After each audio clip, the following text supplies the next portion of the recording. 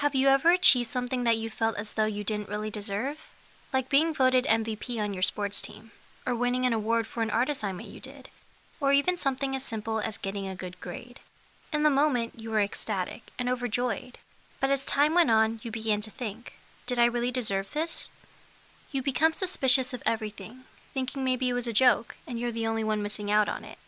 Or you become so paranoid that you hide behind a mask, in fear of someone realizing that you are indeed a fraud?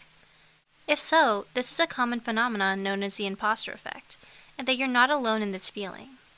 Far too many of us have similar experiences to this, whether at school, at work, on the field, in the orchestra, etc. We're here to let you know about this phenomenon, so that you may be able to recognize it and overlook it in the future. In 1978, two psychologists, Suzanne Imes, Ph.D., and Pauline Rose Clance, Ph.D., observed this trait among high-achieving women who questioned their intelligence, and thus were unable to accept their success. According to Clance and Imes, there are 4 behaviors that start the snowball effect of the imposter syndrome, preventing belief in one's own abilities and accomplishments. 1. The first behavior involves diligence and hard work. Although these are common traits of any persevering individual, the person suffering from the imposter syndrome works tirelessly out of fear that they will be discovered as a fraud. So they try to catch up to the intellect they think people view them as, never getting there. Thus, a vicious cycle begins with fear of being discovered as a faker, leads to overworking, and hard work leading to temporary approval from superiors, which the person is subject to not believe. And then it repeats all over again. 2. The second behavior focuses on having a sense of phoniness. This is what's meant by saying they wear a mask. They don't talk about their true feelings or ideas, but rather say what they believe their superiors or classmates want to hear or expect them to say. The person who is suffering from this syndrome will support another person's ideas and downplay their own abilities. This allows the imposter to believe that no one can critique them or dislike them because they're so supportive and agreeable. 3.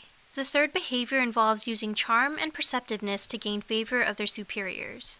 The imposter wants to be recognized by their professors or coaches as a star pupil, so they tie that mask on tighter and try to win over their hearts.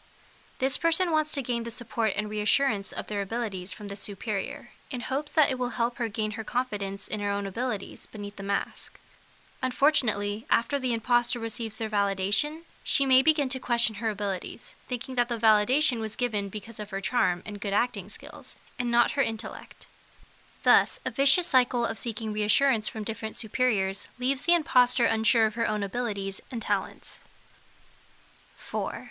The fourth behavior is the imposter avoiding to display confidence. Modesty is the best policy is a true mantra for an imposter.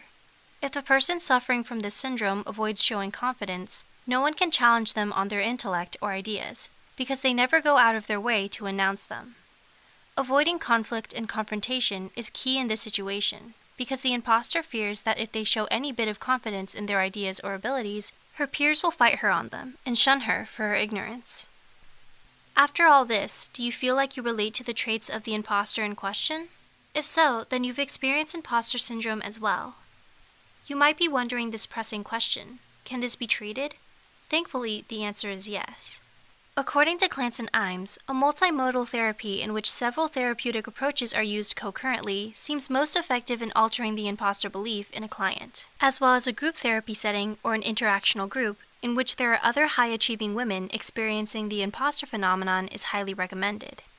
The group setting is extremely valuable because 1. Women feel more secure when they realize that they are not alone in dealing with the imposter phenomenon. And 2, women have a chance to reflect when they hear another woman's story and the lack of reality in their rationale. This can be even broken down in this video. From watching this and hearing about the effect and relating it to yourself, you begin to realize that you're not alone in these feelings, and others around you experience the same thoughts. By recognizing these imposter-esque feelings and pushing them aside, you can no longer be afraid of being exposed as a fake. You can be confident that you're not one. What do you think about the imposter effect? Let us know in the comments below. If you like this video, be sure to check out our other social media for more content. And don't forget to subscribe. Thanks for watching.